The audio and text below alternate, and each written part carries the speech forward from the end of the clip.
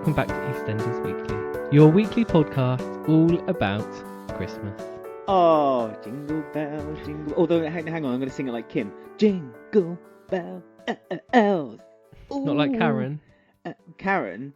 She was good. I thought she was... Go on, you, Karen. I can't. Oh.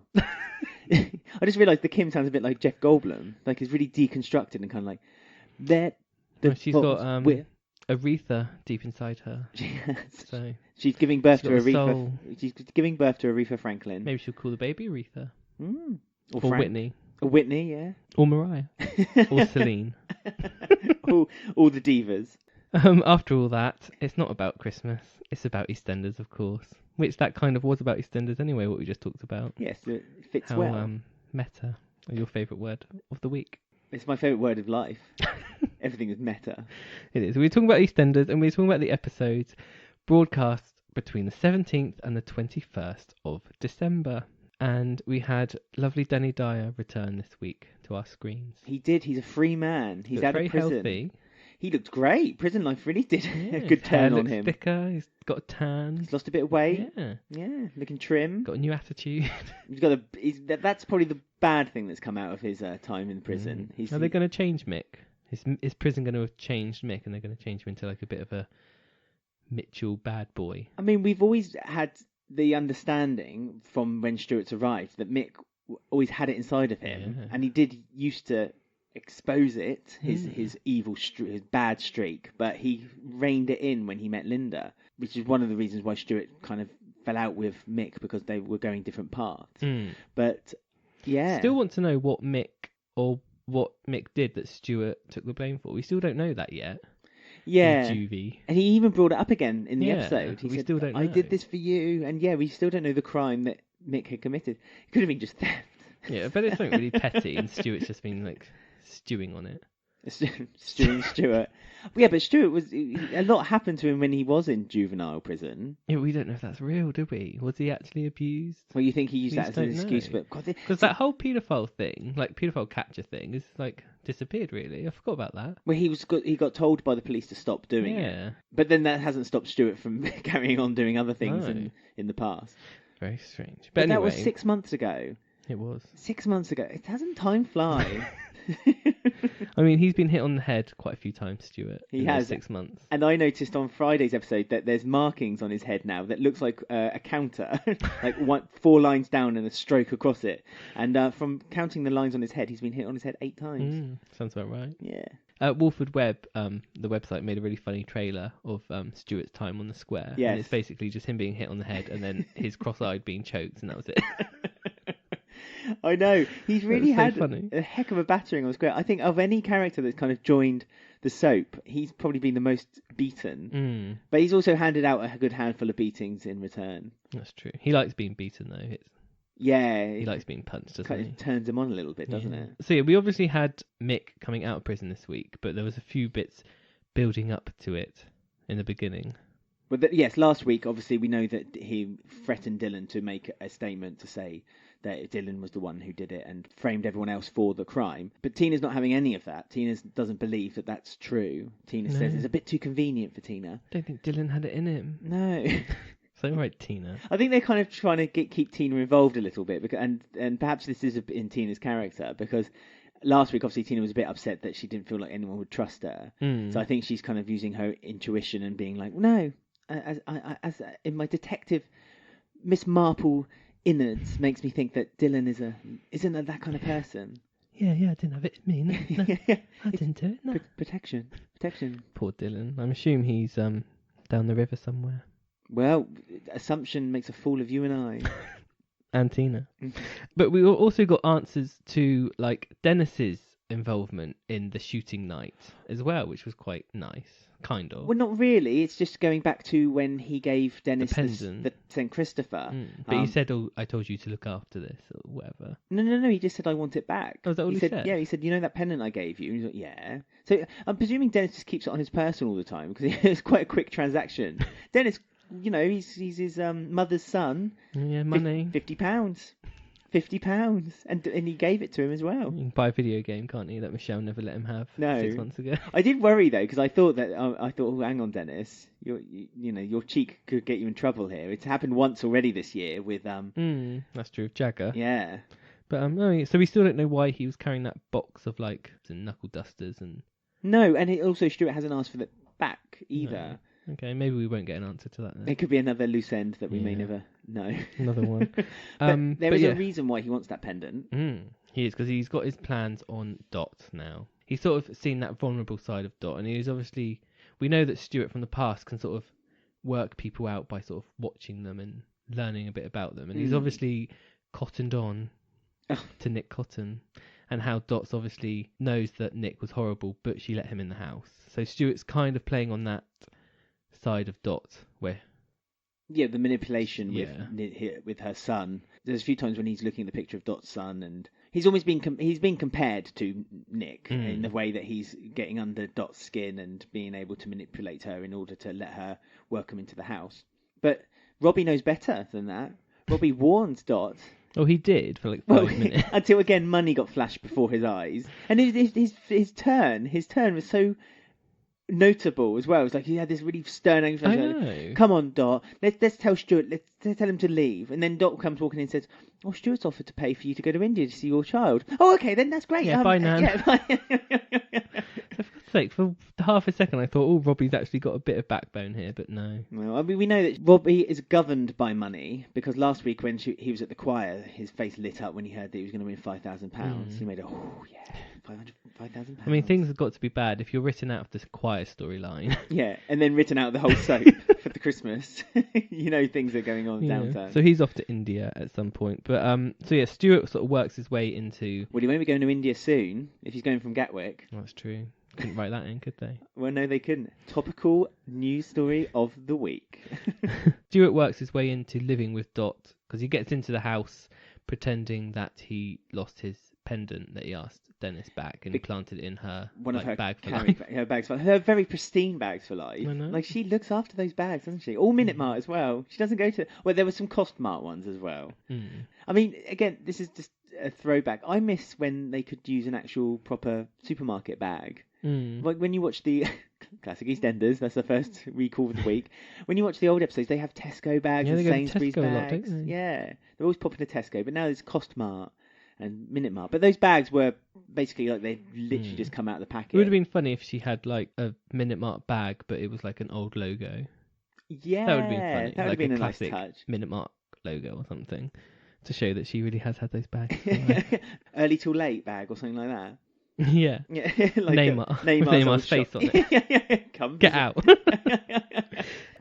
We also get the news that Mick is out of prison because he's waiting in the cellar for Linda, looking very mysterious. And there's like a bit of tension between them both, because obviously Linda has been ignoring Mick in prison, and he's not aware of what has been going on and why statements are being changed and everything. So there's a bit of tension around the Vic, trying to be honest to each other. I mean, it would help if they just all sat down with Shirley, Tina and Linda and just told him exactly what's been going on. Linda tries to tell him exactly what the plan was, but Mick can't get out of his mind that he knows that something has happened and changed around the Vic and his flat upstairs. He notices his football jersey has had the frame replaced, and all the bottles have been moved around. His spirit's in a different place. Yeah.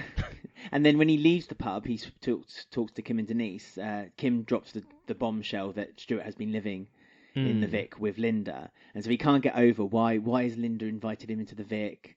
And he gets Kat to clean the Vic as well, like to clean out Stuart from every nook and cranny of the Vic to eliminate his memory from the place, because Mick doesn't really want Stuart to be remembered from living there. But yeah, so he sees Stuart outside Dot's house when he's talking to Kim and Denise, and then he decides to give Stuart a bit of a visit. Welcome the new neighbour into the square. It's a good scene, this, because Dot is just completely oblivious to what's happening here. She just thinks two friends are coming over. Well, I think offers up her sponge. Yeah. She's got a bit of sponge left in a tin. I think she's not naive to think that Stuart and Mick aren't very close, but I think she thinks that she could maybe help them get back together and get their friendship bond again. I mean, Dot will always be, if anything, wanting to have a happy square and people to get on with one another. Her busybody ways have kind of gone now. Yeah, it's a bit of a shame, really. A bit of a gossip. She's not much of a gossip. She's not much of a gossip. She just wants an easy life. And also she's got the whole Dr. Leg thing that she's having to organise with him. And so, she just wants to have a nice easy life and thinks that Stuart and Mick can work things out. But far from the truth that could be, because obviously when Mick and Stuart are left on their own at the front door after they've shook hands, Stuart reveals to Mick that he's seen every scar of Linda's body. Even the well-hidden ones. Yes. Which makes Mick clench his fist angrily. It does. And shake with... And they do have kind of a Donald Trump handshake where they shake hands and don't let go. And they keep a pulling bit one too another. long, yeah. And Dot's in the middle of it. But Mick obviously has a plan, which he's, of course, keeping secret from everyone else in the family, like the Carters seem to do. Well, the Carters, I was going to say, they kept secrets from Mick. Yeah. So he goes to ask Phil for some help and ask for a car. You get Phil texting Stuart saying, "Where's my money?" See, this is to me is a bit strange, and I didn't really get it last week. Why Phil gave Stuart a car and some money based on nothing more than them being trying to be sober. Sobriety, yeah. And it seemed like a very tenuous link for Phil to do it. And then, and especially where Phil knew the situation between Stuart and Mick, and he's too. seen him behind the bar and stuff, and like questioned and it to commented Linda. on it. Yeah, yeah, it's a bit odd, but obviously Phil was going through a soft moment that day. He was. Maybe he had a text from Sharon. Yeah, maybe It was a bikini shot on the beach from Sharon. Do you think Phil would have a soft moment if he saw Sharon on the beach? I'm not commenting on that. You should comment. Oh, it's rude. It's So no. not rude at all. I'm asking. What do you mean by a soft moment then? Soft, as in feeling feelings. Oh, And, I thought you meant gushing over his loved one. What do you think I meant? I'm not going to comment. So we got Mick is going to play a game of torturer Right. because he got him at the Archers. Yeah. Battered him on the back of the head again in the same place where Linda had previously hit him with the bottle. Tied him up in the car and took him to what could be described as a desert. I thought. Well, Was that you in thought London? it was a desert, didn't you? And I when you said it, I questioned your Well, whereabouts in London is that knowledge much of open the United space? Kingdom. Well, also, where about in England No, is I'm there joking. a desert? I know. No, it was a very It was abandoned warehouse or Yes. abandoned industrial site. Little tip, that where they filmed that's been demolished now and there's flats there already. So Stuart's body's going to be built on. What, they've done it already? When did they Yeah. film the scenes then? I don't know, a few months ago. But yeah, that's They've been never that's built been houses demolished that now. quick. Have you ever seen houses being built that quick? Well, this is London. To say I'm this just is here London... to give the facts. I'm sorry, Well, but that warehouse is gone, so they can't go back there and film now. No, they but then it leaves the question about what happened to Stuart. But I suppose we'll get to that path in a minute. Yes. Jack, we should say, has had a part to play in this story as well. Yeah, has he? Yeah.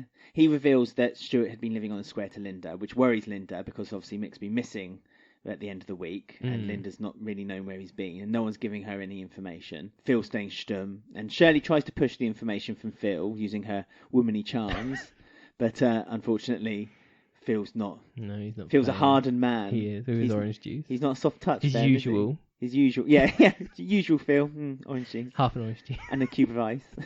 Just dropped in for taste. But Mick is seen to have crossed the line where he's, Stuart's in the boot of the car and he's reversing into metal objects. Well, he's reversing into like wheelie bins, and his eye is twitching the whole time as well. He's proper fuming. Yeah, so he's having a twitch, and he's coming up with metaphors about having to learn to breathe and saying all kinds of things that he's learned, new skills from being in prison. Yeah, prison changes you. Prison changes you. You don't care anymore. No. He gets Stuart and throws him into the warehouse and says that he wants to have a fair fight. Prison rules. Now, prison rules, this baffled me, so I decided to look it up on the Urban Dictionary. Right. Do you want to hear what the description for a prison rules fight is? To do something or play a sport by cheating, being physically aggressive, and otherwise trying to win at all costs.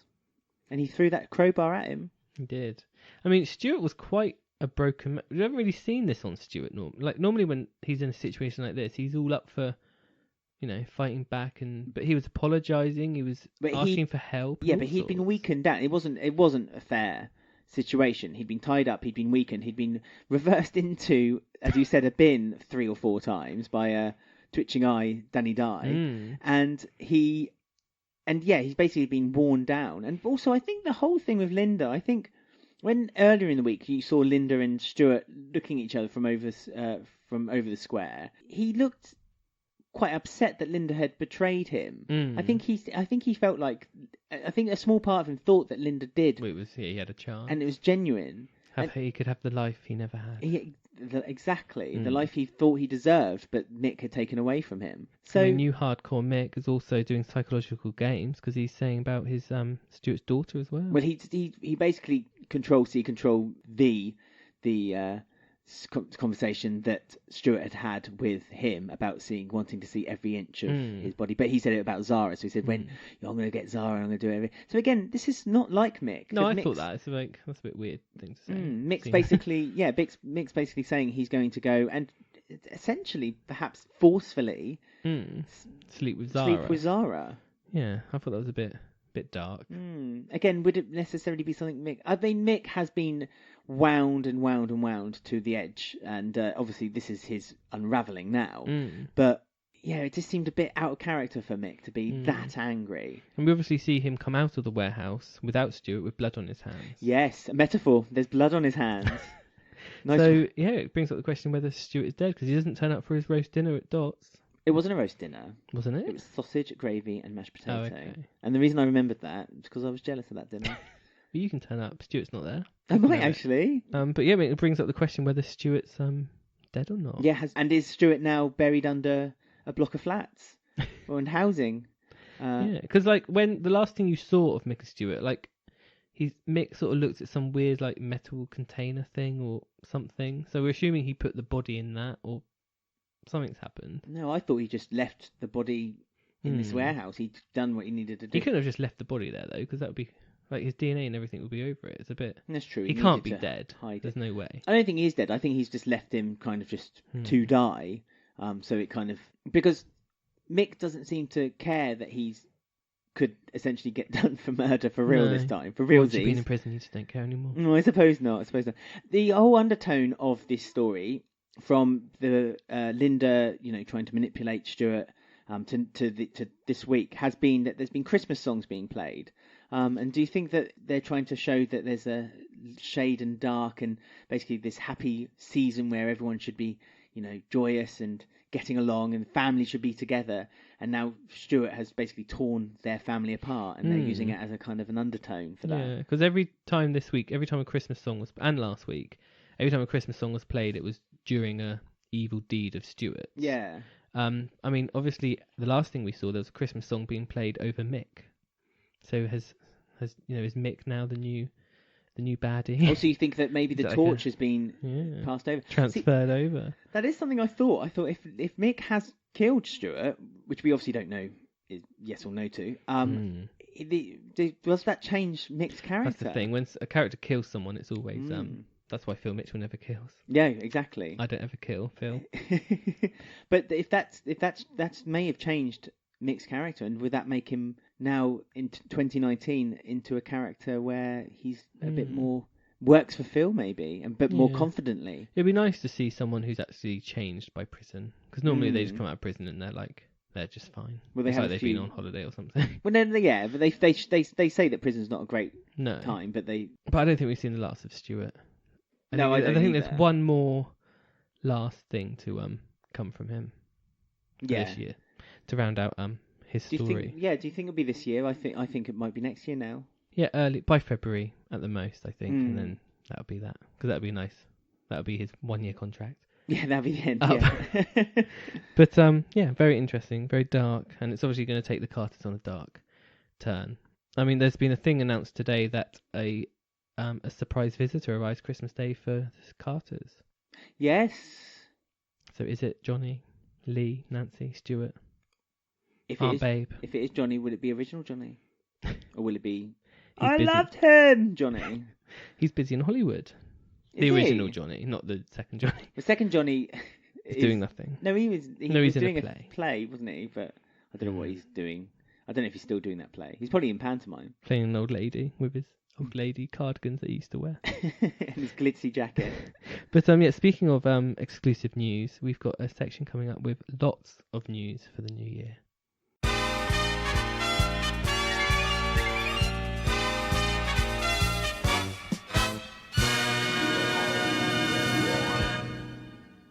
Hot off the press, we're at Walford Gazette. Oh yeah. Head office.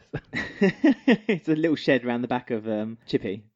We got quite a lot of news. Obviously for Christmas, the EastEnders producers wanted to give us a few little Christmas crackers for the new year. Yeah, they really did. I mean, some big stories have happened in the last couple of weeks. And so we thought it was appropriate to maybe discuss them together and with our family of listeners to find out what... Keep everyone updated what's going on behind the scenes. What's going on? So the first bit of news we wanted to talk about was a new executive producer already. Yes, no, so we need to explain this, that obviously Kate Oates is the senior executive producer. So a lot of people got confused here. It's like, oh, so Kate Oates has already stepped down without having done a day on this soap. But no, she's the senior executive producer.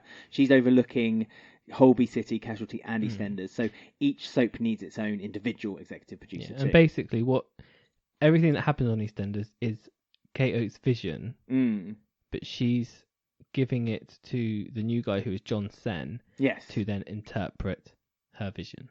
So she's still the boss of EastEnders. Yes. She's planning the characters, the storylines, but she's then giving it to him to then put onto screen. Yes, he's I don't know how to explain it any better than you have, really. I think that's perfect. There we go. But I mean, he's done a few things for BBC.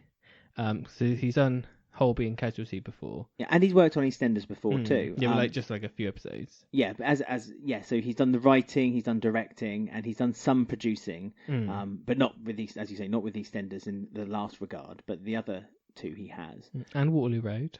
Can't forget that. Yes, well, I know you love Waterloo Road, but it might mean Jane might come back. You never know. He might work with Jane and Waterloo Road. But that's the thing, isn't it? There's a lot of link again between a few actors who have been in EastEnders who ended up going to Waterloo Road. Obviously, Waterloo Road is now no longer a show. It's been axed. The school closed down. It did, after moving up sticks to Scotland. That's when I stopped watching, when Jane was in it. Because Jane had an accent.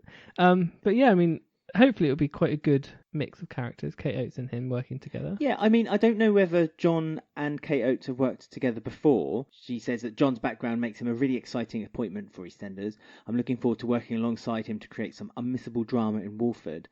He is linked to the 30th anniversary episode of Casualty, which, if anyone watched it, was the one... Yes, I did, thank you. Anyone else who may have watched it? It was the episode that was filmed with one shot. So it was one camera that filmed the whole episode. It was a continuous shot for the whole hour. Quite impressive. It was impressive. It had its flaws, I have to say. Yeah, because it was one shot, there was a lot of filler. But also a lot of swinging doors. But also it had a kind of weird story where there were two student nurses so they were following around. And one of them felt a bit sick watching everything happening, and the other one was a bit cocky and confident, kept taking photographs of herself on Instagram. I mean, obviously he's known for this experimental episode. Do you think maybe we'll have an experimental episode of EastEnders coming up?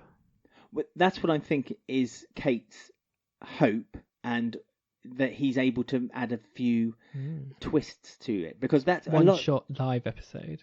Imagine that. God, that would be a painful experience for anyone involved. That would be tough. You have to wait for the new set for that. Yeah, but yes, well, they'll be waiting a little while for that as well. But a lot of soaps have been doing, especially Emmerdale, have been doing a lot of experimental episodes, and I think Kate Oates perhaps maybe thinks that getting someone who likes to do a few things, not from the book, but change things up a little bit. Yeah, because we've had a few this year, different episodes where the Shaquille's funeral. Yes. And stuff. And no, I mean, quite a few years ago they did that episode which was completely taken from Stacey's point of view when she was undiagnosed bipolar. So there's been a few ones like that, but nothing that's just the whole episode has been devoted to it. Nothing that stands out. I mean, like the Alzheimer's one on Emmerdale and stuff. Exactly, and also the one recently on Emmerdale when the couple had the baby, which they knew was going to die. Yeah, and there was those what ifs. It was basically a scenario of what would happen if the baby had stayed alive, and it's a really sad episode and well done. And I think episodes like that sometimes need to be mixed in. But again, EastEnders is one of those soaps where they kind of pride themselves on their grit and their realism. So perhaps it might not be quite so welcome in the square. But yeah, so exciting that we now know the management of EastEnders coming 2019. We shall wait and see. He just want to say also, John Sen said that he likes making iconic TV water cooler moments. So again, is it going to be a bit of a powerful punch coming? I hope so. Give us lots to talk about on a podcast. Well, yes, a certain podcast might be able to talk about a few things he's talk about created. For hours. Another story that came out only this week, actually, on the time of this recording, was revealed that 4 new characters are coming to the square, which Kate Oates has announced as her first kind of role as the senior executive producer of who she's introducing into the soap. I mean, we got women. All females, which we know, again, Kate Oates likes to introduce feisty females. One of them people might be familiar with. I'd just like to say that we got this article off the Custard TV news and reviews website, and they're definitely worth checking out if you guys ever get an opportunity. Just Google the Custard TV. They also have a podcast too, and you might, if you go back a few episodes, you might hear a couple of familiar voices on their podcast. Yeah. Speak about the announcement of what we're talking about now. Absolutely. So so one of them is familiar, and it's Lola Pierce. She's coming back to the square. You may I think her biggest impact was that she gave birth during the live 2012 torch carrying episode when Billy was carrying the Olympic torch around the square, and there were scenes that were live that were intertwined within her giving birth in McClunky's. Yeah, McClunky's, you can do anything there. It's a hospital, it's a drug den, it's everything. Police raids, all sorts. Yeah. But I mean, Lola was taken off the show under Dominic Treadwell Collins. But I remember when it happened, everyone was upset because she was another character, almost like Jay, where they're a good character, and they're a good actor, but they're just sort of floating about, and that's what her last year really was. And then she just went off to Manchester. And well, funny you should mention Jay, because their story was that they got together, and she was meant to leave with Jay, but then Jay was broken-hearted when she left without him. It would be nice to have her back because she's got the daughter Lexi, which Ben's the dad of. So that's nice. And obviously that reconnection with Jay might happen. Now Jay is also maybe starting a relationship with Ruby. You see, these 4 new females coming in, is there room for Ruby? Oh, well, I don't think there is. We will get to that in a minute, because obviously we did tweet out this news and there was a few responses, which we will discuss at the end of this discussion of this article. Yeah. But, no, you're quite right. I think it's a very much a one in, one out mentality.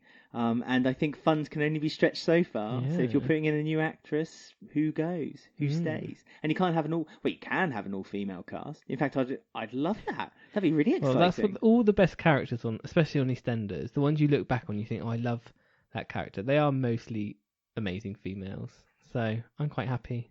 EastEnders, again, and we've discussed this before, EastEnders have good heritage of very strong female characters, so much so that the male ones always seem to be a little bit under the thumb. Although you sometimes see the much stronger male characters, they tend to be abusive to get the power rather than manipulative like the women, which is far more fun. And the other 2 new characters, dubbed as Ronnie and Roxy 2.0 by some. Well, who would be that some? I mean, when we first read the article, because it came out quite late, didn't it? Of the evening. Midnight releases, yeah. They're back to them again. They used to do them all the time, the midnight reveals, and they are back. And they revealed these 2 new characters. They're going to be an extension to the Ahmed family, and they've also released their promo photos, which is why everyone's calling them Ronnie and Roxy, because. They're 2 sisters. They're related to Miriam and Ashad, which is really good because we love Miriam and Ashad. And it's the most bizarre thing that John York is the one who created Miriam and Ashad, but he hasn't done anything with them. So don't quite understand what that was about. But yeah, they're promotional shots. It's basically Ronnie and Roxy. Like the older sister is a bit saucier. She's got a lot on her shoulders. She's a bit more sensible. But she's no nonsense, bold and intelligent, and she always is looking after her younger sister Habiba, who often needs her messes cleaned up. Gets in trouble. Who does that sound like? That sounds really familiar. Yeah, I mean, we shouldn't be comparing them to Roxy and Ronnie straight away. No, We're just going by our first impression. Yeah, it's unfair to compare them immediately. But I mean, even if they are like Ronnie and Roxy, that's fine by me. I mean, it's a win-win. They can't come back because they're both dead, so this is the next best thing. Just create new ones. Maybe the spirit of Ronnie and Roxy are inside them. But yeah, as you say, I mean, Ronnie and Roxy, a lot of people still call for their return. And I suppose if this is almost giving the fans what they want. Kate Oates probably sat down and rewatched last year. She was like, I just can't. I just can't bring them back, so... No. This is it. I've tried everything. Frankenstein's monster, everything. But yeah, I mean, good. I mean, do you think maybe they're going to have to do something with Adam as well? Because Adam was a foster kid of theirs. Yeah, really interesting. So maybe they'll know each other, or... I mean, it might... We're presuming that they aren't fostered kids to them either. They are blood relatives. And yeah, maybe this will reveal some information about Adam. So the information that we badly need, because he's still an enigma, but he's showing signs of bits and pieces. Yeah, so that's interesting. Perhaps he did something to them when they were younger, or it'd be interesting to see what happens. Or they know a secret about his, as you say, when he was a kid. If they grew up with Adam, they might know more about him than meets the eye. But I'm sure they'll come with secrets as well. So it's actually said that as well, and they come with false pretenses as well to live with the Ahmeds. So that's interesting. Yeah. Do you think? And I say this with gritted teeth, that because we are likening them to the Ronnie and Roxy, that Jack might be involved with a storyline with them at some point. They're not blonde, you see. That's true. He has a type. He does. Mel, Sharon, Ronnie, Roxy. Ronnie and Roxy. Sam Mitchell. Yeah. There is a type, but so no. I mean, I don't know who I can see them. I can see Kush with the older one, but Kush is with Denise. So that upsets me. Oh yeah, but we know Kush does play when he's had a bit too much of the fizzy pop. But yeah, it'd be exciting. I'm excited for new blood. Same. And it's nice that she's giving to a slightly left out family. She's building them up, so that's nice. It's equaling it out a bit. Yeah, I'm just going to add a point to my executive producer episode predictions, because anyone who may listen back to that, a certain someone, not naming names, said that they should do something with the Ahmeds. And look what's happened. Yeah, we just need Saeed to come back now. Yeah, well, that was my other predictions. Originally, I said Saeed and his estranged wife, but and their kid, and then there'll be a fighting of custody. But we'll see. We'll see. There's still time. There's still time. Talking of more characters coming back, we know there's a mysterious fourth. There is Chantel. Yes, Chantel Taylor, who we've heard lots of. You know, she's been mentioned quite a few times with the Taylors, that there's an older daughter. Yes. So she's sort of similar age to Keanu, because she was around at the same time when Keanu's dad stabbed Karen. So hopefully maybe that will shed some light on that storyline as well, with her coming in. Yeah. Do you think there'll be... Because we know also that in the new year there's going to be more of the Shianu story. So do you think that might have a bit of a involvement too? Yeah, maybe. Maybe she's like the... When she comes in, maybe she, instead of Keanu being the head of the house, she's like, oh no, I'm in charge. Yeah. What are you doing, Keanu? Sort yourself out. I don't know, maybe something like that. But apparently she's quite feisty and fiery, and her and Karen don't get along. Okay. So I don't know if Keanu would listen to her though, because he won't listen to his mother. His love and his passion has overtaken him. But yeah, no, really looking forward to another Taylor. Yeah, they haven't cast her yet. They've not announced her casting yet. No. So that's interesting. I wonder... Do you think that might be something because it's someone a bit well known? That's what I'm worried. Not worried. I'm excited. It might be. It's a young character though. Normally, a very well-known character is introduced who's not past it, but has done things before. A bit more mature. Maybe it's like how when Danny Dyer was cast, it was like, what? Danny Dyer? Maybe it'll be something like that. Well, Danny Dyer famously said that if he was ever in EastEnders, to shoot him before he got the role of Mick. Well, don't tell Stuart. Well, no. Stuart tried, but failed. But yeah, so really great. Some it's nice to, as you said, to hear that some fresh blood is coming. I mean, 4 in. There's only a certain budget on the BBC. 4 out. We all remember when all the Slaters turned up, everyone disappeared. Lauren, Abby, Wilmot Browns. There was a mass exodus. Donna, Ingrid, R.I.P. I know, we miss Ingrid. So yeah, when people come in, lots of people tend to leave. So we asked people on Twitter, which 4 characters do you think will be ousted now that we know there's 4 coming in? And we had quite a good response. Yeah, there's quite a few. We had Bovary C, who said, although Kate Oates doesn't cut cast right away, I could see Ted, Halfway, Alfie, Tina, or Sonia. Not halfway. I don't think halfway is one. Not the beloved halfway. We know Alfie's going. Yeah, because he's in Panto for like 8 months. So he has to. Maybe, yeah. But Ted isn't I can't imagine Ted being hugely popular that people would miss him. At tremendous_TV says, think we will be losing Alfie on Christmas. Ray will probably be arrested on New Year's Day.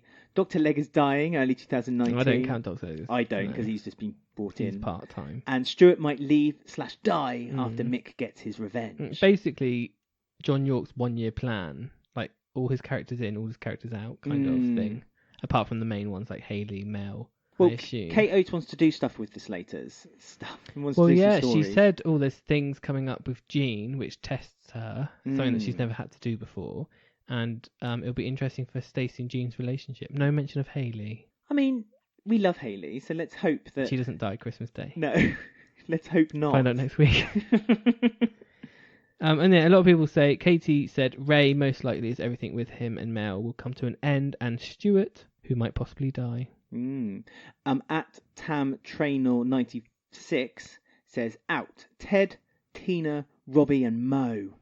I mean, again, Robbie and Mo aren't doing a lot, and there seems to be hints that, like, Robbie is going away, so... Well, Dean Gaffney replied to me on Twitter. He did, yes. Which I was really scared, because I put 2 tweets out about Robbie. One slightly okay, and one which was really not nice.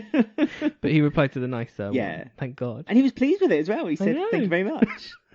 I said, hopefully Robbie comes back with a point. He was like, thank you. Me too. So yeah, hopefully it's not a case that he goes to India and just doesn't come back.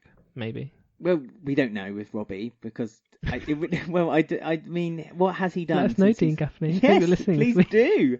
We'd love to know what's going on. Just spill the beans. We'll keep it between us, all right? Shh, keep it between us. So one last story, and it's a bit of a, I don't want to say a silly one. Well, this is kind of linked to characters leaving. Yeah. Because it's the guy, Charlie Winter, who plays Hunter Owen. Hang on. It's not Charlie Winter, Ben. His name's Chaz.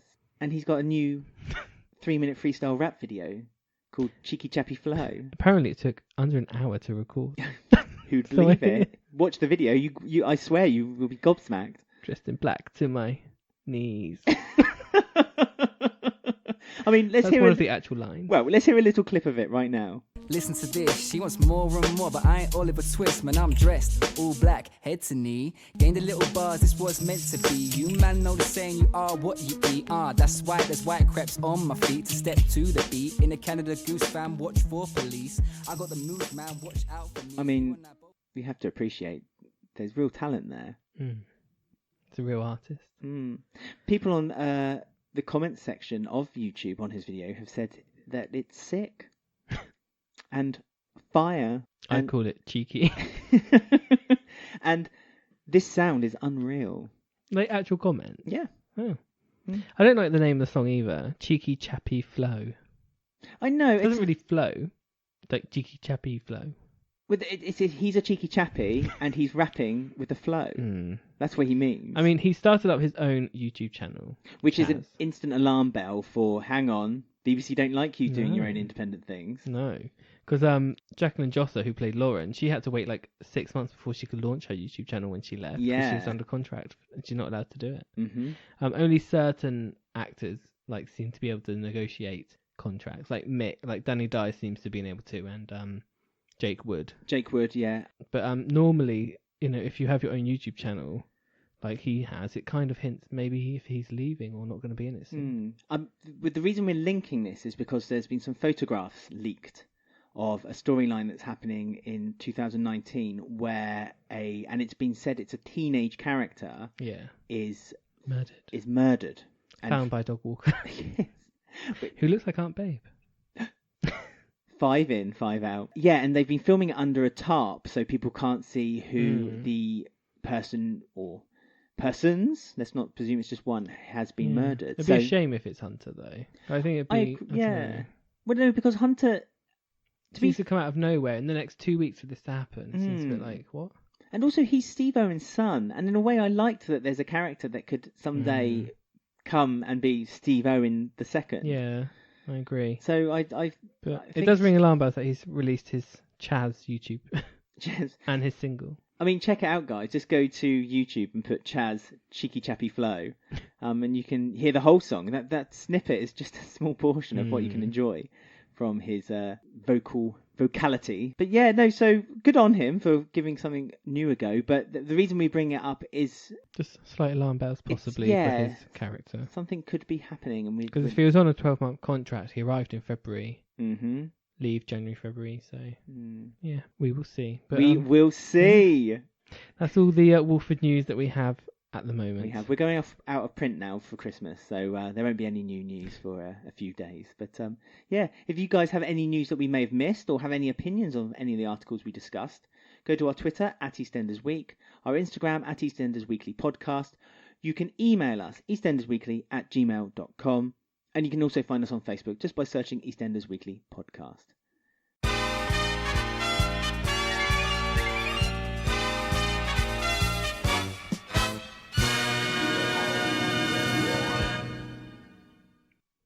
So big things are happening on the square.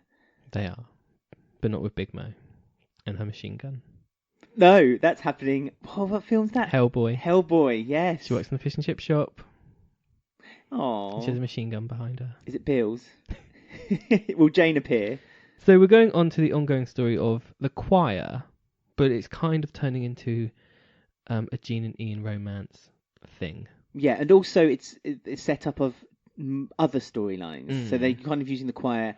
Last week as a branch, as a tree, yes, an acorn that's going to grow. Because last week we mentioned that there's been a lot of characters who would ordinarily get actual proper storylines that are involved with the choir, and now it's kind of making sense for why that's happened. Kind of. Apart from, of course, Sonia and Bex, who still we have no idea what's going on. Bex had one line in the Vic, which was fun. And when they were singing, she didn't sing; she hummed. I mean. We need to reiterate this. She sings and writes music. She's saving her voice. She doesn't want to get nodes on her vocals. No one wants nodes. So yeah, we've got the choir thing. I mean, Morag is kind of pittering out now the weird choir mistress. Where they literally, and I mean the term literally, turn their back on her. So they've had enough. Done before. Yeah, they've had enough, and so one by one, all the choir turn their back to Morag, and Morag's like, "Well, I've had enough of you all. This is it. You wouldn't know a good thing if it hit you in the face." And off she stormed. It's very pointless. It was, really. It was. Well, they needed her to set up the choir so that they can then carry it on for Christmas. I guess if Kathy was here, she would have set it up. Would there be no need for Morag? Where is Kathy? More on that later. Poll of the week. Keep listening. My goodness. So Jean is kind of nominated to be the new choir mistress by Ian. Yes. Which she's not like Jean has enough on her plate. No, well, she does. Yeah, she has a lot of worry on her plate. But this choir could be something that she vents out her creative energy into. But unfortunately, she sees it as yet more difficult work. But not really her fault, because there's a bit of a competition between Kim and Karen on who should be the lead vocalist of the choir. Too many divas. That's the trouble. It's like Feud. It is Kim and Karen. They should do a spin-off, Kim and Karen, the EastEnd feud. Yeah. So yeah, that's sort of going on, and like there's just a few silly bits of competing to be the main singer. Well, they're singing in the square, and everyone's looking on, and they're kind of out-singing each other. As I mentioned earlier, Kim deconstructs her music, so she sings every word like this, and it's really annoying. And she uses Pearl as like her cheerleader. She dances Pearl for her on her behalf. Like Pearl doesn't have any involvement at all. Her arms are like bonded to her side, and like Kim grabs them and starts waving them around on her behalf. But Jean does eventually pick Kim. She does, after no persuasion actually. After just being encouraged to actually pick someone, it's always like on a whim. She says, "Oh, Kim." But then she discovers that they haven't actually been entered into the competition at all. Morag hadn't filled in the forms in time. I mean, the crisis... The whole thing could have just not happened, really. But no, Jean says we've gone too far to forget about it. Let's put on a nice choir practice in the square. Can't wait for that. Oh, nor can I. Is it going to be Boxing Day, do you think? Boxing Day episode, we're going to see this? No, I thought it would be Christmas Eve. No, it's Christmas Eve. They say it's Christmas. They actually say in the episode it's Christmas Eve. Oh, okay. It has to be before any before the fallout, because obviously Jean's going to be highly involved in that too. Still alive though, thanks to Kate Oates' spoiler. Yeah. Phew. So we know Jean's safe. I know. You had me worried last week when you were talking I had about myself Jean. worried. Yeah. And that weird journalist from last week had me worried by doing that the emoji. Emojis. We were all panicked for Jean. But she's Save safe. Jean. Her and Stacey are safe. Oh, okay. So And that's two now. Arthur is safe because he's staying with Kush and he's going to be on Skype with Carmel. Arthur's doing a Skype call with Carmel, and Stacey did her third to that reaction. That sound. It's not the best catchphrase, but we'll take it. We'll take it. We'll take it, Lacey Turner. We'll take it. So we also have like more of the Ian and Jean like bonding. Yeah, so they bond over peeling vegetables. So an old Beale tradition. They all get round a table, get drunk, and peel vegetables into a variety of wash bowls.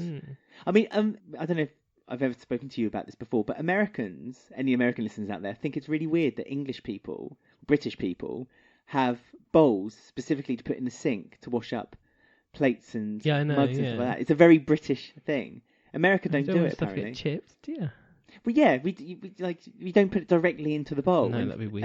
I know. To me, that feels weird and wrong. But to a lot of other nations, we're the weird ones. But anyway, Ian was using these bowls as a vessel for keeping peel, for perhaps some pigs on the allotment, or it's funny, like Ian. It's funny how Ian was peeling so many, seeing as he's on his own at Christmas. He was peeling like enough for a family of like 20 bills. Also doing it, which he then reveals he's very lonely, but also doing it so early, because when you peel a vegetable, but when you peel the vegetables, you take the moisture out of it, so they're going to go like really brown. Well, it's probably because Lou Beale demanded it, and it was her way, and since then they've just had to. You know that Lou Beale's watching down, thinking, "Come on, Ian." Well, if Lou Beale was watching down, back of his head. If Lou Beale is watching down right now and watching that square, she would be bitterly disappointed by the attitudes of some of the people. Very upset. I did like the mention of all the Beales, though. It was nice, and also they showed a photograph of his kids as well, and he said he was missing his kids. I noted actually it was a photo of Lucy and Bobby, no picture of Peter. So are they recasting? Yeah, that sounds likely, isn't it? Yeah. But it's nice that they're not recasting Bobby. Bobby should be due soon. He is due out this next year somewhere. Early next year. 2019. It's the year of the square, I tell you that. But it was nice how he said to Jean how actually he is lonely. And it was a nice. And she said, "Oh well, you can still be lonely in a house full of people." Yes.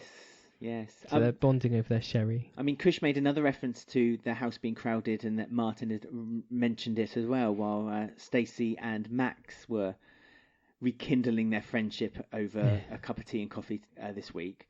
I mean, I'm going to bring it up now quickly. It's probably got nothing to do with this story, but yeah, Max and Stacey, is that happening again? That's so stupid. Oh, I really hope it happen once a year. I know. Because Martin and Stacey have had a falling out again, and it's really been unexplained for why that's happened. It's because the guy who wrote last year's Christmas one, who like created the Brannings, he's writing this year's Christmas one again.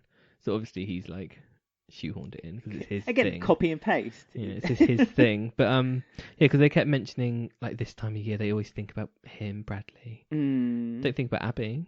No, nothing to do with it. Or Lauren. Lauren's forgotten. Although they are thinking about baby Abby. And because Rainey has gone out with Max's credit card to buy baby Abby and herself something nice. No doubt Stacey will be wearing a little white fairy dress that she does every Christmas. And a little angel halo that she likes to wear. Yeah. But anyway, Jean and Ian is the big story. And they, after having a few too many drinks and bumping heads, share a kiss. Quite a weird kiss. Not the best kiss. I thought it was nice. And like afterwards she just stares at him. Yeah, he really smiles. And we don't see the reaction from any of this. So we don't know how feelings are felt. We could go either way, really. It could be that Jean and Ian go a bit further than a kiss. No. Or it could be that they see each other in the square and they kind of avoid each other until this Christmas Eve choir concert, and then they'll be like, "Oh, should we just be friends?" Yeah, all right then. I hope so. I prefer them just to be friends. I did to begin with, but there's now a small part of me that likes the Jean and Ian dynamic. No, they don't go. Because Ian's shown signs in the past of being a little bit loopy, Lou. He's had depression. He ran away and became homeless for 3 months and came back with a scraggly beard and all that. Yeah. He tried to commit suicide once. Yeah. on the bridge. Yeah. After the Lucy thing. Yeah, but I just don't know. Why can't they just be friends? Can't a male and female be friends like Max and Stacey? They're not friends either. I mean, they could be friends with benefits. No. Okay, Just well, fine. friends. But I like the Jean and Ian dynamic. It's grown on me. Yeah, as friends, but not as romance. It just didn't look right, them kissing. Maybe there'd be like another 20 years and they'll just be like, oh, shall we just... They'll live together, but as friends still. Platonic. Yeah, as a platonic relationship. Lots more happened at the choir as well. Did it? It did. Once Kim, while Kim was practicing her vocals, Denise is a bit worried that Kim is using the choir as a replacement for drowning out her thoughts and feelings about... Yeah, she's like distracting herself. Yeah, from Vincent. So that's something that, I guess I say, that's the beginning of a story now for maybe Vincent's return. Dum dum dum. And we have Phil the midwife next week. We do. Call the Phil midwife. Call the Mitchell wife. So he's being Kim's midwife next week, which will be interesting. And obviously he is feeling guilty about him being the reason that Vincent is bumped off. Yes. So yeah, we've got all that going on. Is Vincent bumped off though? I'm standing on under this. The understanding of Phil assumes with that dodgy cop. Also, Billy and Adam try to outdo each other with the size of their trees. Well. Apparently Adam's got the bigger tree. Well, yes. But Billy's is real. Adam's is fake. Oh, is it? Well, so I'm led Stuck to believe. on. Yeah. Did Honey confirm any of this? Well, Honey was in the middle of it all, looking a bit embarrassed for them both, as I would feel too. I mean, why has Adam stooped to Billy's level? I know. Adam didn't need to. No. Just look at him. His shirt was practically popping off his chest. I know, I thought that didn't fit quite well. His pecs, he's like out pecking Keanu. Yeah, peck off. And Keanu and Adam peck off. That's what we need.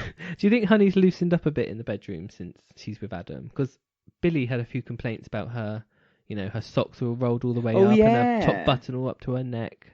But she might be a bit more adventurous. Yeah. I mean, Adam's a whole new, game, a whole isn't new it? tree to climb. It is a whole new tree to climb. And as we know from last week, And bigger and better. Maggie is just round the corner. So if you ever need something to spice up your life. And we now know who Maggie is. We do. Oh, yes, we'll post that this She's week the as well. dark-haired woman yes. who we see every now and then. We had, again, our friend EastEnders cast cards had messaged us, emailed us and said, oh, this is Maggie, by the way. And we were like, met Maggie. He's met Maggie. Do you reckon he bought something from Maggie's stall? Well, Maggie requested to meet him. Yes. So that's interesting. Yeah. Why can't Maggie request to meet us? I'd like to meet Maggie. She's probably offended by us now because we keep saying she has a sex stall. Well, although when we saw her this week, her stall just had loads of cardboard boxes on it. But maybe she's not allowed to, have it out to it's advertise. behind. Yeah, it's like behind. It's like cigarettes. Well, yeah. Or when you go into like an adult store, like you have to have like the special knock to like walk in. Not that I would know these things. I don't know what you're talking about. Nor do I. Let's move on quickly to Ruby. Oh, yes. Not too bad, Ruby, this week. No. The hammer thing was really stupid. It made zero sense. It's like, why would you destroy a perfectly good laptop just to like make a point? But Stacey was worried, so she went over to Ruby's flat and saw Ruby like wrapped up in a blanket. Yeah. And apparently this is a bad thing, but I do this every day. I was about to say, this is...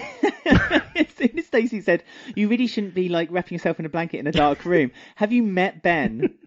Every time I come home, there's this Ben with a PlayStation controller in his hand, wrapped in a blanket, with just the light from the television staring at him. But out, Stacey. Yeah, well, maybe... I'd quite like that life of...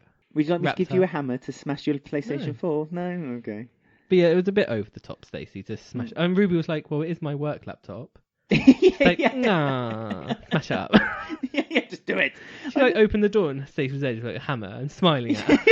Like she was about to murder her. It's like, Jean may be off her pills. Is Stacey off her pills too? But yeah, she did bash it up. It took quite a few hits before it did anything. Yeah, so I was quite surprised. I think, the production crew were probably quite upset with the use of that. That was the wrong laptop robust to do it. Yeah, it was a laptop made for young children. But Ruby still got her phone, so she still can go on E20's page, social media page. Look at the comments. I mean, E20 we now know has a Facebook page, has a website. You can contact E20. You can put comments on photos. Put comments on photos. Saying slut and look at her.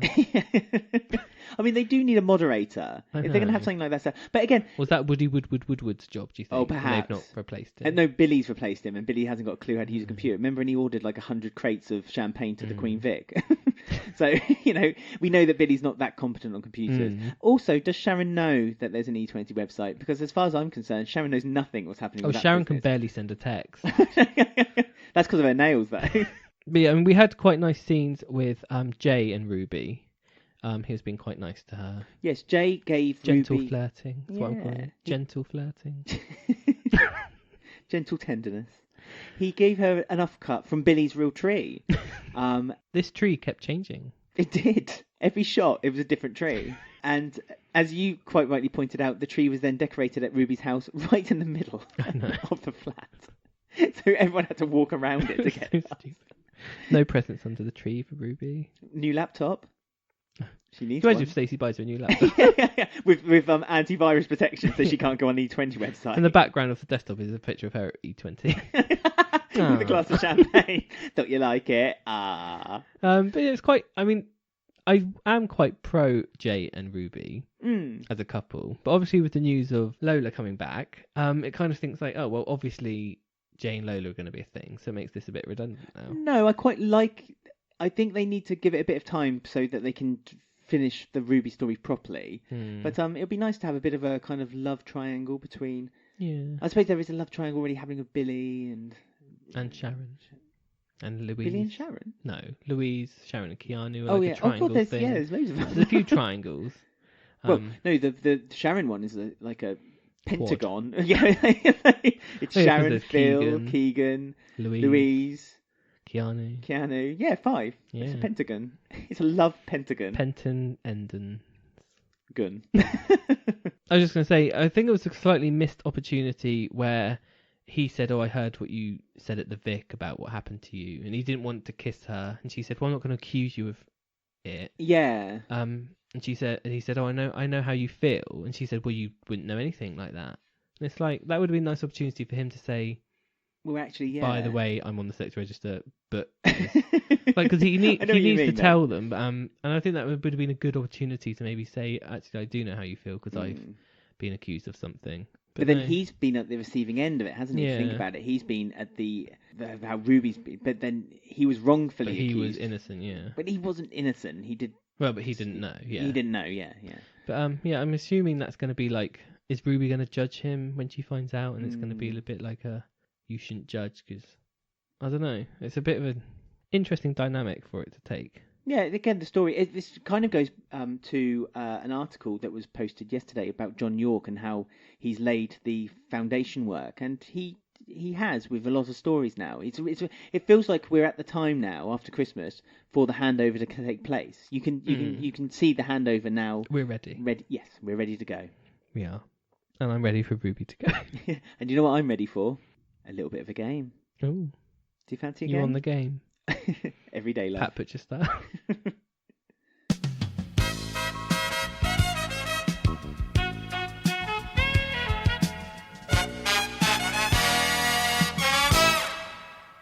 Time for another round of Ian Beale's Real Deal. Yes, the game is back, but don't worry, Ben. Don't fret. It's not another Winston's edition. Good. I wouldn't put this upon you. Cope. No, but it is a Christmas special. Just in time for Christmas. Yeah, indeed it is. So, for anyone who doesn't remember or may have not listened to the show before, here's a reminder of the rules. I will read a short synopsis of a plot that had happened on the square during a festive episode of the show, and you have to guess whether what happened chronologically before or after the last. Okay? Right. And obviously the first one I will give you, and then you're starting that as your base. Okay, so here we go. So the very, very first story then happened on... Well, I won't tell you to see if you can guess. So after discovering Sharon's affair with Phil, Grant asks Sharon some home truths that ended in a rendition of Jingle Bells while breaking plates, and declares that Christmas Day is the season for goodwill of all sluts. Now, that happened on Christmas Day, but do you remember the year? Just after Sharon. No, just after Sharon Gate. It was 1994. Oh, really? Oh, God. Yeah. I'm way off. So this next story, you have to tell me whether it happened before or after Christmas 1994. Zoe Slater returns home for Christmas, and the whole family gather to welcome her home. Little Mo comes home late for dinner with Trevor in all the excitement, and is punished by having her head pushed into a plate, overflowing with gravy. So is this before or after 1994? After. Okay, and the year? 2002. Oh, 2001. Oh. So you got 1 point for knowing it was after.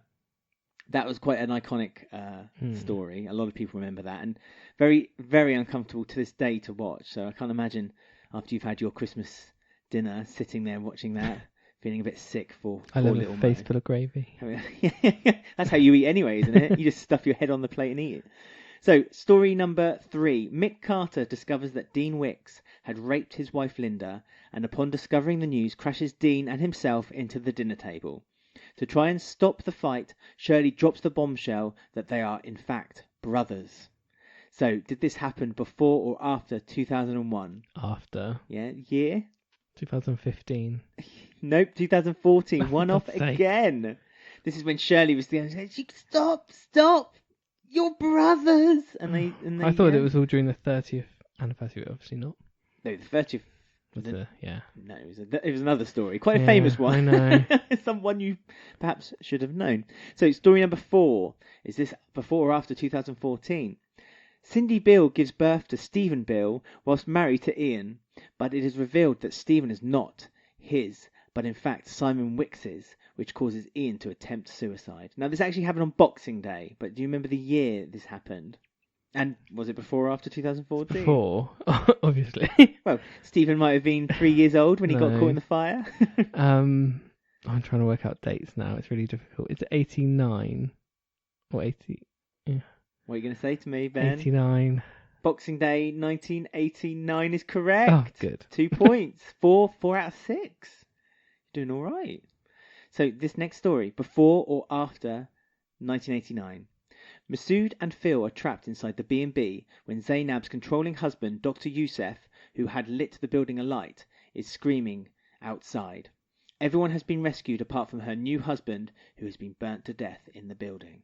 So is this after or before 1989? And what year on Christmas Day? After. Yep.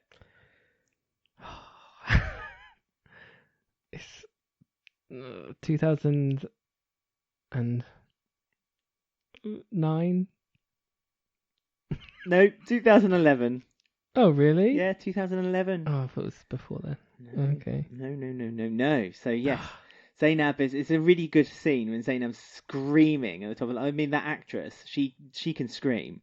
We saw it with a few stories prior to this. And Saeed is outside trying to control her, but not control her, trying to console her, but she's having none of it at all. So here's the final story then, which happened on Christmas Day. But what was the year, and was it before or after 2011? The Brannings gather around to watch a DVD which had been edited by Lauren of Stacey and Bradley's wedding day. But Lauren knew something that was eating her up inside, and unbeknown to Max and Stacey, the video contained a hidden camera catching a hidden kiss between them. Chaos ensued, and a fight broke out in the Branning house. So, when did that happen? And was it after or before 2011? It was before. Right. Are you going to go out on a flourish? It was before. I'm trying to do math. It's an anniversary year. It has to be. Oh no, it'd be before then. 2009. No, 2007. 2007. Really? Yeah, 2007, Christmas Day. Oh, that's disappointing. And it wasn't an anniversary year either. No, that's what I mean. I thought that was leading up to the live episode. But the 30th live episode? Yeah. No. You're thinking of when Bradley falls off the roof. No. Yes, that was a live episode, but that wasn't done for an anniversary. Oh, it was just done as a live episode. I thought you were thinking of when Lauren buried Max alive. Oh, no. Yeah. I was trying to add and subtract. It didn't work. Didn't work at all. You were just thinking about sticking your face in a plate of gravy, weren't you? Mash and gravy, peas. More. So there we go. So you did very well. Yeah, okay. Not very impressed. Well, you did well with the higher and lower, but that was easy. That was the easy part. But the years you didn't do quite so well on. Although 3 of them I was just 1 year off. So that's quite good. Yeah, so you had a ballpark. Mm. I mean, if I was giving half a point for being a year off, then you'd have a much higher score. Well, obviously, have a higher score, but I wasn't. I'm feeling very generous this Christmas, Ben. No, Scrooge. So there we go. So that was a festive edition of Ian Beale's Real Deal.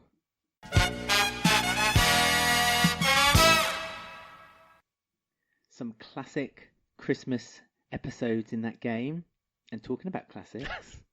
What a handover. I'm doing well, aren't I? Yeah, it's our classic EastEnders mini roundup now.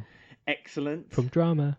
Yes, the Drama Channel. And there's lots of drama now, because we had the infamous Christmas 1986 episode broadcast recently. Yes, if you don't want to hear spoilers, not that I know it's been a long time. 30-year spoilers. I know, but some people might want to be keeping this for Christmas Day. So if you don't want to hear spoilers, do skip through this now, because we're going to go through it now. Yes. The divorce papers were handed over to Ange. They were. Angie finally has been found out. And so she's gone off to live in Kathy and Pete's flat. Which Pete... I don't know if Pete's happy about this or unhappy about this. He doesn't really seem to show feelings one way or another. No, he gets angry and goes, nah, forget it. Yeah, forget about Have it. a bit. Have £20. Here you go. That's fine. Go on. Kathy's business is booming. Absolutely. Mumette has asked Kathy to produce a whole load of jumpers for his uncle's Fashion line. But they have to be exclusive to his uncle's shop. Can't be sold on the market stall any longer. And Kathy's women and ahhing whether she can manage this order. So she's getting loads of people roped in to help her. Maureen's in. My new favourite extra, sorry Shrimpy. But yes, she's a classic extra though. Yeah, but I love her. She's so like... And she has loads of lines. Well, she's haggling. She haggled with Kathy about the price. 74p an hour. 74p an hour. Like, yeah. Take me 4 hours to make that. Yeah. Well, it'll take 2.5 hours. No, right? Yeah, it will, Maureen. I mean, she's quite the businesswoman, Kathy, isn't she? Oh, yeah. So, I'm not paying you for 4 hours, 2 hours. Considering all she's done her whole life is work on the fruit and veg store, she kicked him right into it. Loves it. We've got Colin and his annoying boyfriend. Yeah. I hate. I know. He's taken over Andy as my want to leave. I don't hate him that much, but no. His childish ways is a bit annoying. Yeah. The fact that he was so obsessed over this barking dog that moved when you clapped. And then Sharon liked it. Sharon loved it. And then, gave it away to Michelle as a present for Vicky. And then Michelle gave it to Lofty. Yes, and then Lofty was amazed by it as well. No, Lofty wasn't amazed. Lofty was just hungover and wished wished he could just sleep. Although apparently when Lofty's had too much to drink the night before, his hair goes straight. So he doesn't go straight though, because he spent the night with Simon. Yeah. Oh yes, Wixie. And Wixie is adamant that he wants to get rid of Pat because he's now discovered that Pat, she's a lady of the night. She has started her old ways back again. I love her like this. It's hilarious. Yeah, she's even great. Though she's a prostitute and it's really bad and wrong. She's putting Mary into this dark underworld. But I still love it. It's one of the oldest jobs in the world. It is. There's nothing wrong with it, Ben. No. If you have to earn, do you need the money? Which Punk Mary does. Money? So Punk Mary is kind of unknowingly gone into the the trade. But now she's like working overtime. I know, and she's getting Dot to look after Annie all the time. Because Pat's really upset. It's like, where's all that money from? You earn it. Yeah. I'm meant to be taking a cut of this. Yeah, and Mary is getting really angry. It's like, it's good money. Why won't you take it? It's good money. So no one will accept her money. So when she's going to the pub to get a tomato juice or going to the cafe, a lot of suspicion has arisen. But Dot is kind of showing a blind eye because she likes looking after Annie with Ethel. Ethel got drunk on Christmas Day. Yeah, of course. She got well wrecked. She was asleep on the sofa through all the ruckus. Lou Beale was very upset because Pete and Kathy decided to go to Den and Angie's for Christmas dinner and not the Beale house. And we know that the Beale house has lots of traditions. It really does, as we learnt this week as well, the peeling of veg. And Lou didn't forgive him, right up till the night. Yeah. I love Lou's grudges and how she made him apologise, and she still said, maybe I will have that drink. And when she says yes to a drink, that means she's starting to forgive you. Yeah, she'll accept it. But then when Ethel said, "Oh, you're too harsh on Peter," she said, "Well, I haven't forgiven you yet, Ethel, for not coming either." It's brilliant. No. Yeah. Oh, talking about the Fowlers, obviously Arthur is still spiralling out of control with his depression. Yes, it's very well done. Really, really well done. He's such a good actor. I never realised how great he was. Perfect. Honestly, fantastic. And also, I like the scenes because he's watching a lot of television, notably children's television. It reminds me of my childhood. Like he's watching Postman Pat and the Wombles. And honestly, every time I see it, little shiver goes inside me. It's like, I remember staring at the TV, comatose too. It's very. I mean, there's some great scenes with because Dr. Leg's trying to help. He is not the best doctor, bless him. Well, no, he's throwing antibiotics at the problem to begin with, which again upsets Pete. I don't know why he is it. What are you having antibiotics for? I don't know. So £6 on the prescription. Oh, I won't ask for the money back. I know. But why should I pay for it? I don't know. Peter is so hot and cold. He was like moaning about buying the prescription, and then Kathy's like, "Didn't they charge you?" Oh, I don't want the money. Yeah, like, all right. I think he needs some. But Arthur, everyone's suggesting Arthur should go into hospital. But Arthur, again, really well done. Arthur overhears their conversation that they think they're having privately. Yeah. I don't want to go to the hospital. Don't make me go. And it's like, oh my goodness, my heart broke for him. And Lou was great in that because she was like real having a go at him, thinking he was making it up. Yeah. And in the kitchen, she was like, "Oh, I thought he was having my leg over." And then like she looks real like disappointed with herself. Yeah. It's really subtle. And she goes in and like holds his hand and stuff and speaks to him. So yeah, lovely family. Yeah, it's really good, and I'm really looking forward to seeing what happens to them with Arthur's story, because I don't really know a lot with that, so it's interesting to see what will occur. And also, we have to say goodbye to the wonderful Cassie. Yes. She had her last scene on Christmas Day. Oh, the most notable scene was when she played an angel in the nativity play. And then the angels came, and they took baby Jesus. We love you, by the way. Yeah, I love Cassie. She's my favourite. But yeah, this is it. So her last that was it. Christmas Day. She was playing charades. Well, she wanted to play charades, but it was vetoed by her brother. So I'm quite upset by that. Poor Cassie. But there's a forever in my heart. We should put a memoriam on the on Twitter. Cassie, 1985 to 1986. Best one-liners anyone could ask for. She hit me. That's the best. Yes. And also her smoking a Oh, joint. smoking a joint was fantastic. She took one puff and ran around the kitchen like a nutter. So, yes. We say goodbye to Cassie going into 1987. Yes. And we look forward to some more great classics, because Frank is coming up this year. Yeah. Frank Butcher. Very so that's exciting. the next one on my list that I'm excited for. And Pat Twig. Yes. Which, of course. Which we're very, very and the excited Dagmar. About. Yes, the Dagmar opens. And we say goodbye to Debbie. Oh, wow.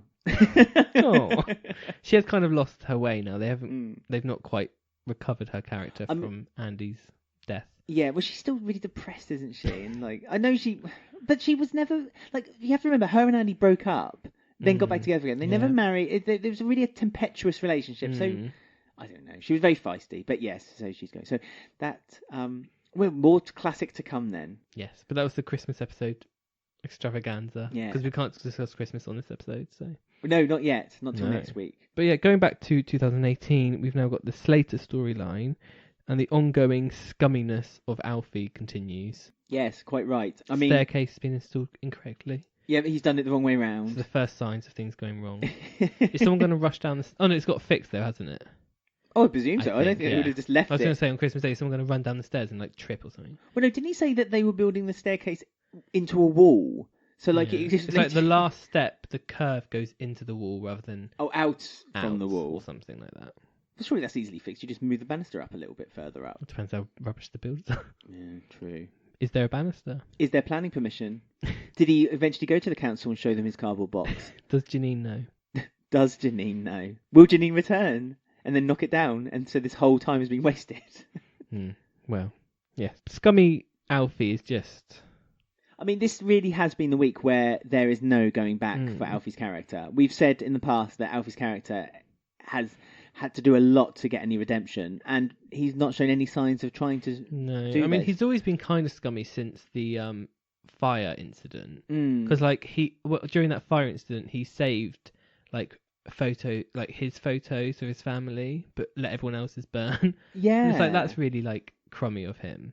But the way that he's like emotionally using Hayley, like pretending that he has feelings for her, so she moved back in and with the baby and stuff, it's really like it's just awful. It's just horrible, because obviously he knows that Hayley is emotionally quite immature, and he's like really using that and playing and pretending like they have a chance together, and she thinks they do, but he's only doing it so him and Kat can have Cherry in the house. And then he like suggests to Kat, maybe we should adopt her and bring her up. And it's just like... Yeah, that was awful. Yeah, trying to take then the baby away from Hayley, where where Kat quite rightly said, like, you know, the baby should be with its mother, because Kat had fought for Cherry to stay with Hayley, and then Alfie, as you say, comes along and says, well, we should adopt her. And again, does that not ring alarm bells to Kat? Well, why do you want to adopt this child that you've just named after your mother? Yeah. You know, it's a strange one. It is horrible. And we have Maurice come back because Kat's quite upset by this. So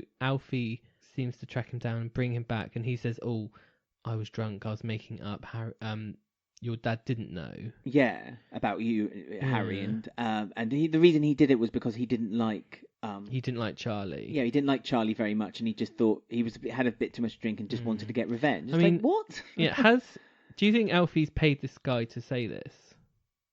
No, I'm hoping think he does. I think he has. No, I'm hoping this is a genuine this is it. It seems like a very convenient this is it. Yeah, but we've got that flashback on Christmas Day about Kat as a kid and Charlie and Viv.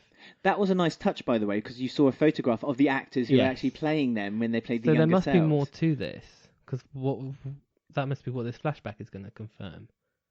But is this going to be something that will eventually be confirmed to Kat? And also, how would Alfie, how would Alfie have the opportunity? I don't know. How would Alfie broach the subject of saying to just give Maurice, him some money? Here's some money. It's upset Kat. Can you just tell her it didn't happen? He's doing it all for his own gain, isn't he? I suppose, yes. It's all about Alfie trying to play the Slaters for his own advantage. Yeah. But what does he want to gain? Because he obviously wants to have Cherry with him, because now he's discovered that he's got a daughter. He obviously wants Kat. So how is he going to get all these things? How is he going to have the baby and Kat without this whole falling apart? He's building foundations on a very weak ground, and he's like the loft. Exactly.